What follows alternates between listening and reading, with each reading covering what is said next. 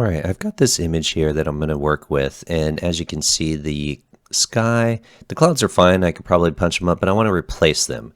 So I'm going to show you how to actually do a cloud replacement in the sky for this particular picture. And I'm going to show you how to use Photoshop's skies that they give you, how to download some, and how to upload your own. First, go to Edit, go to Sky Replacement, and that's going to pull up your sky replacement box here. And as you can see, Photoshop is going to default with a bunch of their own ones. So first let's just do one of theirs. I'm just going to grab a different one than this one. And you can see quite dramatic look to it. So let's find just a nice kind of blue sky one. There we go. That looks believable. Or here we go. Let's do this one. Okay, so I've selected the sky, and what you can do here with this, and the reason why I went with this one is because it's somewhat dramatic, is you can shift the edge. So notice when I shift the edges, what it's doing is it's going to shift the edges down here from the original to the new one, and it's pretty spot on accurate at finding those edges. So Adobe did a really good job with this. Another thing you could do is fade the edges as well. And so this is going to give it a bit more of a solid edge, as you can kind of see when I go to the left. Notice down here.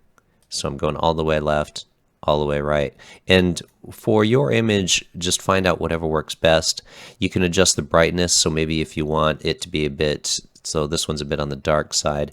And what I really like about this is take a look at the temperature option. So this feels a bit cold at the moment, so I'm going to pull it to the right, and notice what it's doing is it's warming up not just the sky, but it's actually warming up the whole thing, so that way it looks like it goes well together. And I'm going to pull it all the way to the left here so you can kind of see as well. So it looks natural that this sky is believable for this image.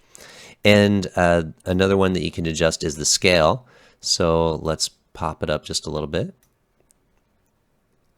And you can kind of see what happens there in the sky. So not quite believable on that one. And you can flip it if you want, which is just going to reverse it one side or the other. Another thing that I really like about this is this lighting mode. So you can actually adjust the lighting the way that it works within the image, so that way it blends really well. So I'm going to pick something more dramatic. So let's go down to one of their default ones, this one with the red. And you see, okay, with this sky that's much more dramatic, I'm going to go down to my lighting adjustment, and notice what's going to happen here is see what it's doing to right around the building there. So it's kind of blending that light coming off of what the top is there, and it does the same thing with the color adjustment as well. So notice in the foreground it's getting that reds that's in the sky. So this is really nice in taking whatever sky or cloud image that you're putting above it and blending it in with the image in the foreground. So I'm not going to play with this a whole bunch. I just wanted to show you how it worked. And then when you're ready, you have an option of, do you want to download it to a new layer or a duplicate layer? I'm just going to leave it at new layer. You hit OK, and notice what we have here is we have all of these adjustments. And you can still go in and play with them more now as well. So you can adjust, you know, the size of it, for example, and grab the corners and move it larger or smaller. And notice what it did here is it just took that section because of the way that adjustment layer is. So you'll need to make sure to adjust that as well. So you can play with quite a bit of this. I'm not going to go into any of that. So this really is just to show you how that works.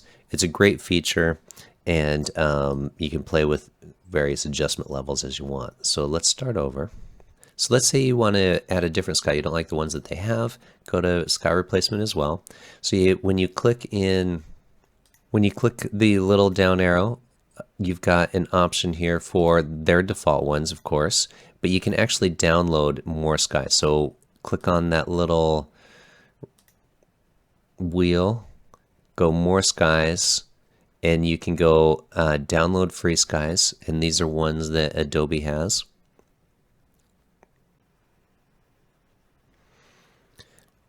So within here, you can just click download or on any one of these. It's kind of cool. They've got this night sky option. So I'm going to download the night sky, hit OK. And then I'm going to wait for it to download. When I'm back into Photoshop, just go to the same place again, and instead, now that we've downloaded them, what we want to do is check import presets. So go to import presets, I'm going to go to my downloads, and I'm going to select that night sky pack, hit load, and there it is. So now I have those options of night skies. So let's see what these do. So pretty cool. And again, like I was saying with those blends, it does a really good job of blending with the foreground image. I mean, this was shot during the day with a bright blue sky, and you can see it really looks really well like it goes. And of course, I can play with those edges and adjustment levels as well, so that you can see it looks like the edge blends in much better versus what it was before. And same thing with fading the edges.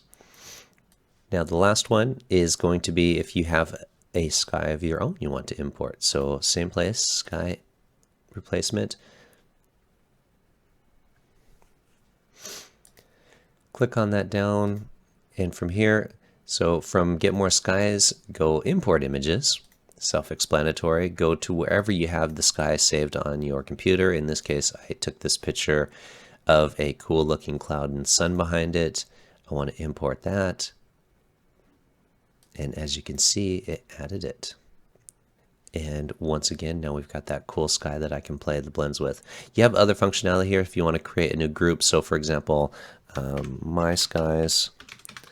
So I can then move any of those imported ones that I of my own into that and have my own group now, versus having them bunched with all of these other ones. Let's take that out of there. Whoops.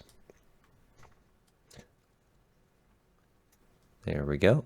And as you can see, now I've got my own sky group in with all of these other ones. So that's pretty much it. It's really a nifty tool, especially if you get some cool pictures and it's on one of those days where like you've got a bland sky. As always, hope you found that useful, and have a good day.